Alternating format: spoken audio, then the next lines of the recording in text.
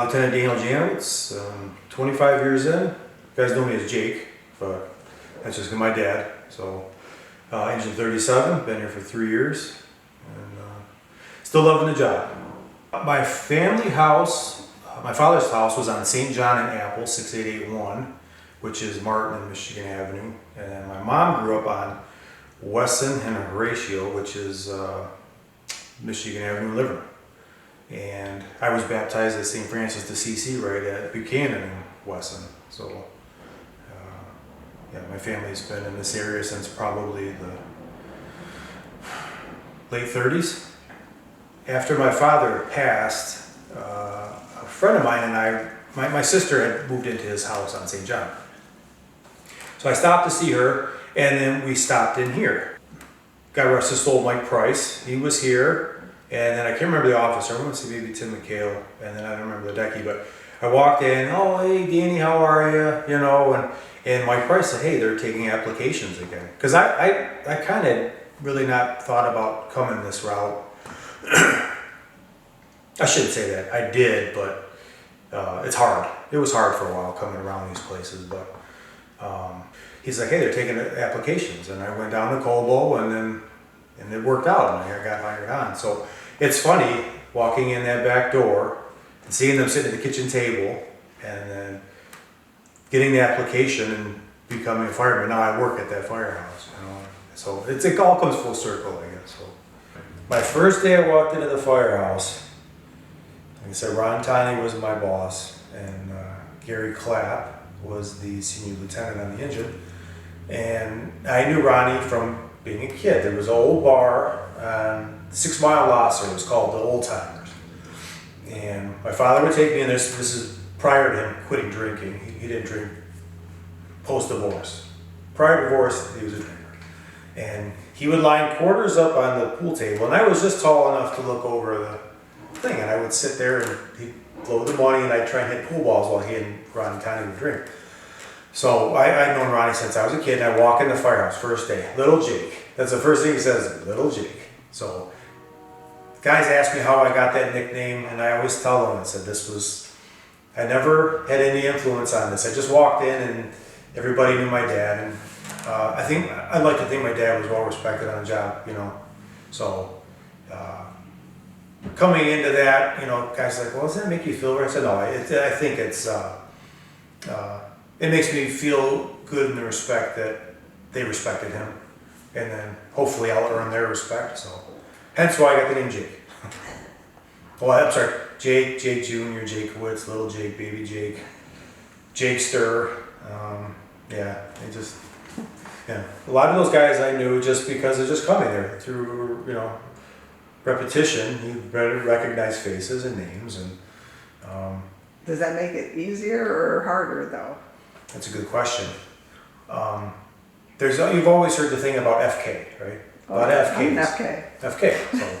So if you were involved in the fire service, then there's a certain just part of you that has to make your name proud, right? You know, like I said, I knew the guys, and they didn't cater to me. I think they almost felt a little sympathetic because of the situation. My father just died the year before, and I never went off on that. I just did my job. I shut up. I didn't look for sympathy. That's not what I was there for. You know, I was really proud. At his funeral, all the guys that showed up, and like it was at St. Mary's over by Engine 53. All the rigs were parked out front, and all the guys lined up for that. That was special for my family and I, because we were young. My sister was 24 and I was 20, so we were just really starting adulthood when it happened. So that, and then obviously like just coming up to the firehouse so often and recognizing these people that, it made me want to work harder at the job. I will say this, like at our graduation, we had my class, the big class of 2000. There was like 88 of us or something. And they're like, hey, all the firemen's kids, you guys get to come up, and your father will present you with your badge. And that was like the hardest day of my life because I was the last one up there and my dad wasn't there. All the other guys' dads were there badging them. So the chief, it was, who was the chief of the party? It might have been Al Richardson at the time. He came over and he just kind of gave me a pat and they put my badge on. So that was a hard day, but that's a lesson in life, you know. What are you gonna do? You know, you gotta muscle through it. So I back to the point, yeah, coming in, did it make my life easier being an FK? No. Yes and no. I'll make one point on that. There's a guy that I worked with at 42, Phil Batch. He and I worked together until I left in 09, and then he has a couple kids, and then one day I walk in the firehouse, and then I knew I was old because his son was a trial man. That's how you know you're getting tenured on the job. So I literally was at the hospital a couple days after he was born, holding him, and then here he is, taller than me, and he's Goes by. It does. An opportunity came up when I made lieutenant to come back here, and a fellow lieutenant was gracious enough to let me get this spot. So Bob Simmons, he was slated to come here, and I was supposed to go to 39s. Well, Bob ran 39s his whole career, and my family has ties to the area, so I was like, hey, we can switch. Because Bob's senior to me, so he didn't have to do that, but it was cool. And then there's been a few lieutenants since then that have let me stay, so I owe them a gratitude. So I love the firehouse. I do. He would talk about maybe more of the anger that he would have just for the stupid things people did, like we talked about, like burning somebody out because of a dispute or something like that. I remember I was telling stories about like the arson and people getting hurt because of somebody wanting to torch a house and it catches the house next door on fire. Now these people lost their possessions. And the thing I remember most about him was his injuries.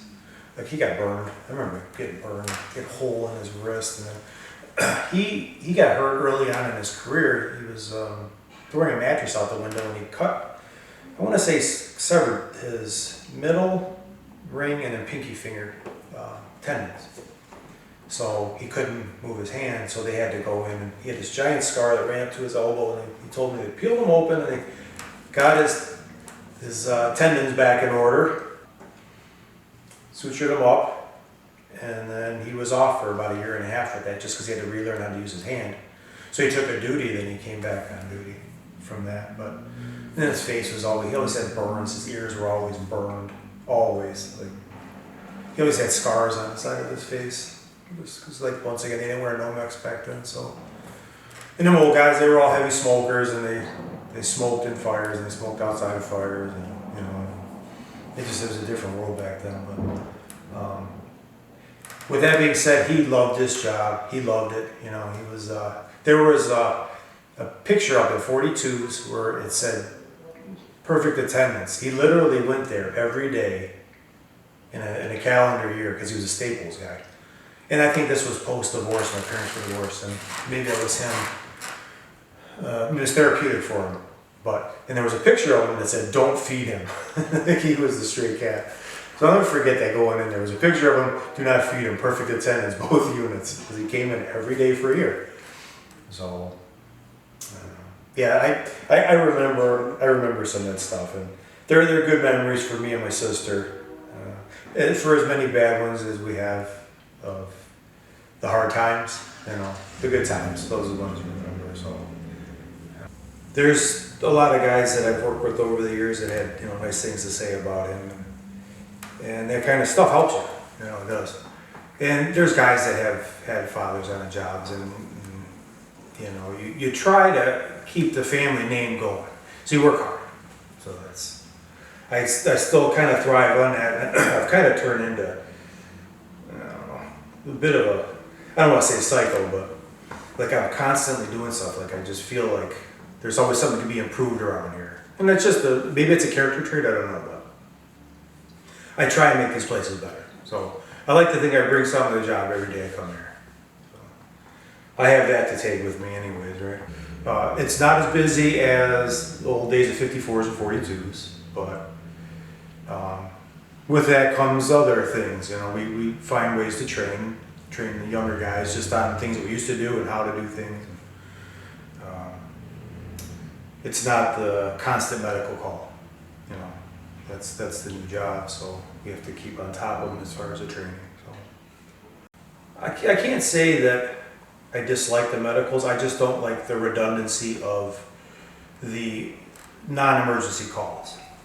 Those are the ones that are frustrating for probably every EMS personnel around the country. The habitual, my toe hurts, I drank too much, and then on a constant basis, it's wearing. 2, 3, 4 in the morning, you get the same people doing the same antics, and they do this, you know, they want the same treatment. But besides that, no.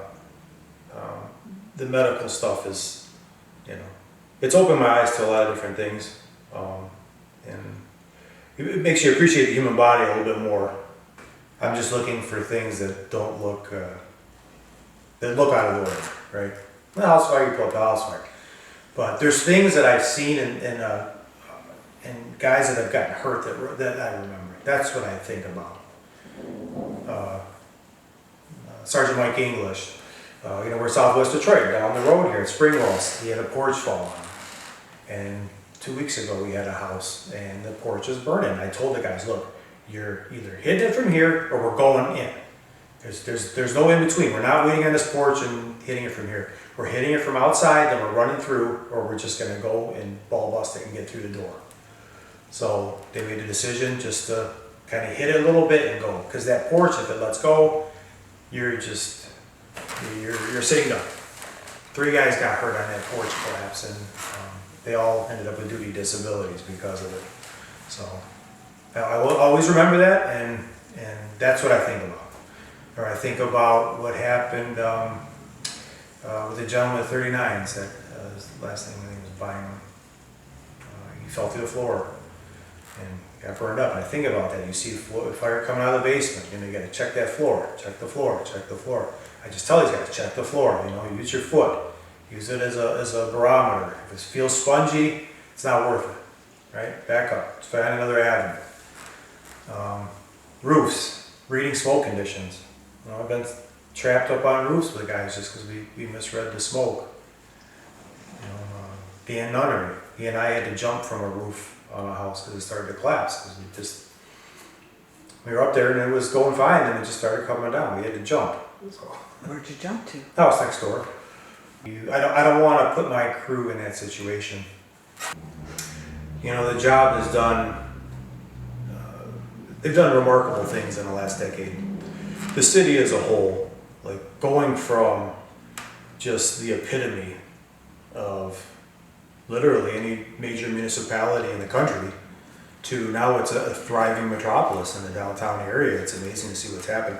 As far as the fire department, it's come full circle. I mean, going from, you know, just such a depraved time of no gear, no rigs, any of that stuff, to now they're buying apparatus on a regular basis, newer gear. Firehouses, a lot of them have been renovated, you know, 37s, i.e. So the pay has gotten substantially better since then, and with new tax base, you know, there is room for advancement. So that's a great thing.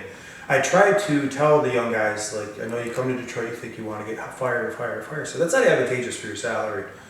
A city that's thriving, that's bringing in new infrastructure and clientele to the businesses, that's what brings money in, that brings tax base, that brings residents, that brings more money in your pocket. So fire service from then to now is substantially less. So that's a good thing. We do more medical calls, unfortunately, but that's just part of the gig. But to answer your question, the job is substantially better than it was. It is. It's like I said, I still like coming here. I enjoy the guys I work with. I enjoy the banter, and I've learned a lot. I got my EMT license, and the whole medical thing is a whole different perspective. It makes you appreciate what the suburban guys do, being more medical based, because it's there's times where it's life or death. Some of these calls, you know, like you're literally the intervention between what just happened in the hospital. So a lot of respect goes out to our suburban colleagues who do this stuff on a more regular basis than we do. We all had the same opportunity to buy up these derelict homes when they were pennies on the dollar. Now they're going for thousands of dollars, and there's some people that are perturbed about that, but everybody had the same chance. Those places down off of Michigan Avenue and in Trumbull, there were vacant lots, dilapidated. People jumped on them, and now they're worth millions of dollars. Vacant's coming down. Fire load went way down, way down. Once that happened, people coming in and land banking the homes, buying them up, actually putting some money into them, and the city demolishing the ones that couldn't be saved. And it's sad to see some of the neighborhoods, how decimated they are in relation to the ones that are gone now, but it's a stepping stone to rebuilding. That's probably the one I've seen the most in the last few years. It's like, I got kicked out, so I'm gonna torch his house because I'm disgruntled because of it. When let's be realistic, you got kicked out because you were paying your rent, or you were destroying the house, you weren't maintaining the rules of the landlord. So arson wise, yeah, I mean the vacants or squatters. You do get the squatters in there that'll get a fire going out of control, particularly in the winter times. But that's always been here. So occupied's not so much. I mean, we do get them. We do. But once again, like in this general area, if we get an occupied, a lot of times it's because of squatting. They're squatting in a vacant house, and it's occupied, but they're just squatting in there. It's not like the days like of Brightmoor where the guy would just ride around torching houses. Remember that? Like that I forget, his nickname was like Jamaica or something. He would ride around on that bicycle torching those houses. We don't get that kind of stuff anymore, but there's still some hot areas out there that burn 44s, 42s has always been busy. You go on the east side, 58s, 50s.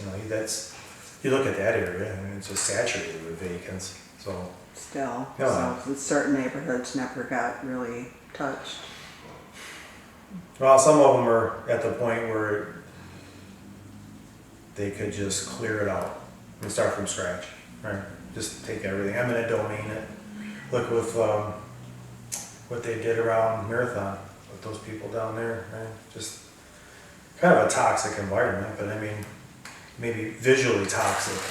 Some of those neighborhoods, the 50s area, that's deplorable over there. This is an interesting statistic. There's more guys hired from 2014 to 2025 now than there are from 1980, late 80s through 2010. So in that short span, so when we talk about like walking in a firehouse, like if I don't know the officer or the old driver, or maybe a senior guy, and the senior guy now has 10 years on him, so I don't know anybody, so I introduce myself as trial man, and they're none the wiser. Majority of us that are active officers now, it was roughly about 20 years for promotion. So then you have guys that are, I'll put it like this, I didn't gain senior firefighter status till I think I had almost 18 years on it. That's where I got under 100 names. Then you become a senior firefighter. Just through demotions because of company closings and this and that. So. But with that being said, those are the best years of your career, is the back end. Because the boss stuff is okay, but you're just, I don't even know what the right word to use is here. I'm I don't say litigator. A lot of times litigator problems, but it's a different job now. You have to be the authoritarian. You always want to be. Even though I want to just hang out with my guys and not, hey Lou, hey Lou, hey Lou. I'm still one of the guys. I still mop. I still empty trash cans. Paint walls. I'm still the same decade I was. I just now have to wear a blue shirt. So, but back to the point. I almost sympathize with these new guys that are senior firefighters because they're given the task to be an officer with guys with substantially less time on than them, and they're still learning the craft, and these guys really have no idea. Whereas when we came in, our senior bosses, you know, we had 10, 15, 20 years on the back end. Hey, you got it. They knew that we knew what we were doing. These guys, they really have to babysit. That's a lack of a better word. They have to micromanage. They do, just because if stuff doesn't get done, it's their responsibility to make sure it happens. Because you have the experience, and then you're trying to pass the experience, right, to the younger guys that are learning the craft. But you're taking it on faith that they're taking your knowledge and are receptive to it, and able to, you know, apply it to the next generation. So it's hard to explain. Just trying to pass knowledge on to somebody you hope gets it. That's just a hard thing to do, because if they don't get it, then they don't get it. You can't make somebody want to go into a house fire. You can't do that. You know, you simply have to force them. If you have to force somebody to go in, there's a bit of apprehension there. I'm fortunate here. These guys that I work with, they're ready to go at all times. They're eager for it. But we're not super busy down here. But with that being said, do I think they're ready to be bosses? No, there's a long way to go. You know, need a lot more experience. So I try to show them what I know, and then practical application, right? Try and apply it in a fire scene. Funny how that works though, is that all that knowledge tends to go right out the window when you get that adrenaline pumping and you get tunnel vision, as they say. You just run in the house. You don't take the 360. Look around, see what you got. You can't teach somebody what getting burned feels like. You know, it's just it's a thing that happens. You know, you're gonna get burned on this job if you do it long enough. I think the point you realize is like what you feel like you can take versus what your skin can take. So a lot of the old bosses, they never wore no mix hoods. They didn't have that technology, and essentially it is. But that's standard PPE for us now. And I still find myself not wearing it sometimes, which is stupid. I'll put it on my neck, but I won't have it on. And then I see the guys in front of me have it on. It's a mentality, like just put the thing on. You know, it's for my own benefit. Because if something does happen, it's going to protect me. If I don't have it on, it's not. So I started Ladder 21, and so that was 2000, and all the houses at that time were equipped. It was a white cabinet, and it had that old Xerox copy paper with the corrugated holes on the end, and it was all zigzag. And we would fold that over, and then we had a metal pipe that would go on there, and that thing would go off, and it would zip that pipe off. Ding, ding, ding, ding, ding, and zzz, you know, the lines would go. And that was essentially the alert. Then if the guy didn't wake up from cop for that, then we had to get a call from the second. Nowadays, everything's digital. Everything is digital in the firehouse, and it's the modern firehouse, so to speak, in relation to our electronics. You know, the blue light comes out on a medical call. Fire is red. So, okay, that helps you out mentally. Okay, no, I kind of prepare myself for it. All of our runs are GPS navigated via our phones, which is a pro and a con. The old drivers, they would literally study the map. If they got beat to a fire, or if there was a route that's faster, they're looking for angles. We had Craig Skineski at 42s, Pete Britton at 49s, and I remember Pete, there was always a rivalry, these guys, engine 31, engine 34, engine 40, these guys all want to race the fire, and Pete was studying a map because I think 42s beat him to a particular fire, and he's just looking, like, go this route, he's studying. So now you come full circle, now you have guys today where you turn your brain off. Your brain turns off because you have this that tells you how to do it. So it's a double-edged sword. Those old guys knew the districts by head. Just in their brain, they knew the streets, they knew, you know, the cross streets. Nowadays, there's been times where you turn the phone on and you get a run, and then you're looking at it, it's the wrong run. And they're driving the wrong way because they don't even acclimate the street to a general location. They're looking at the phone, and the phone didn't update. Hey, we're going the wrong way. Oh, it didn't update. So, but, yeah. I mean, everything we do now, all the computer work, all of our paperwork's all digital. Chief gets everything via computer, payroll, everything. There's no more handwritten payroll. You know, the days of carbon paper, fire reports, that's all done.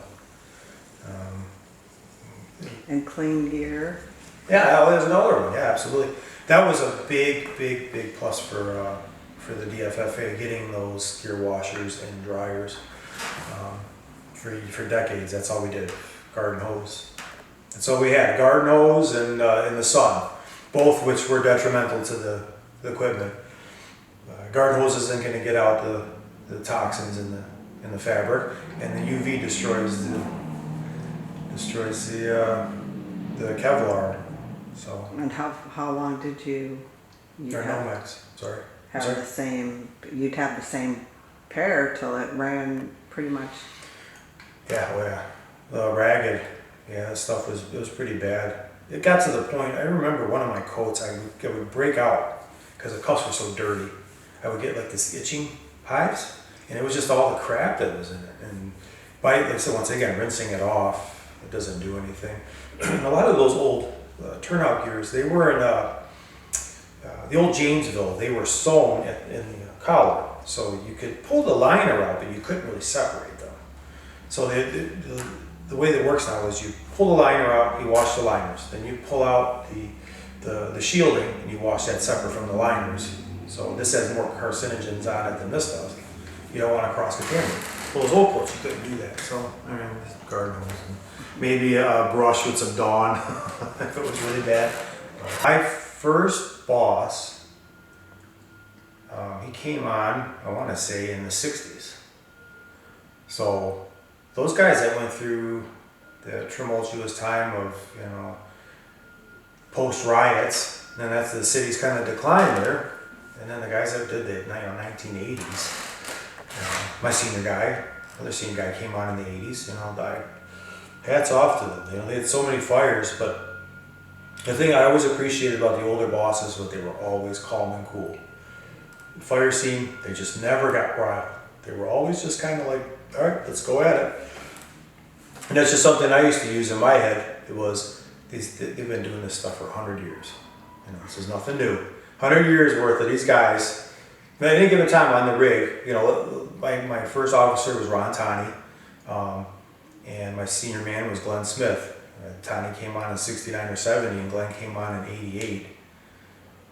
And they had a big difference in fire service, but they both were super at this job. They're just good bosses. And I learned a lot from them. And, you know, I carried that on through my career, and then I'm trying to do that now for these guys. So.